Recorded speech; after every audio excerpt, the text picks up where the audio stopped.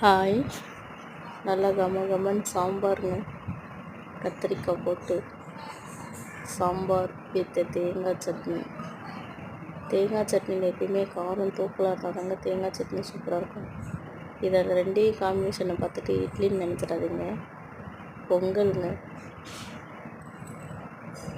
இஞ்சி தூக்கலாம், மிளகு தூக்கலாம், நல்லா தாளித்து பொங்கல் தாங்க செய்ய போகிறோம். எத்தனை பேருக்கு பொங்கல் ரொம்ப பிடிக்கும்னு கமெண்ட் பண்ணுங்கள். ஃபர்ஸ்ட்லாம் எனக்கு பொங்கலே பிடிக்காதுங்க. கல்யாணம் பண்ணி போய் ராமநாதபுரம் ஐஸ்வர்யாவில் சாப்பிட்டேங்க. ராம்நாடு ஐஸ்வர்யாவில் அதில் இருந்து பொங்கல் தான் ஃபேவரட்டுன்னு ஆயிடுச்சு. எப்போ கொடுத்தாலும் பொங்கல் சாப்பிடுன்ற மாதிரி. எத்தனை பேருக்கு பொங்கல் பிடிக்குன்னு சொல்லுங்கள். 3 விசில் விட்டு எடுத்துக்கோங்க. பொங்கல் பிடிச்சவங்க கமெண்ட் செக்ஷனில் ஹார்ட் போடுங்க.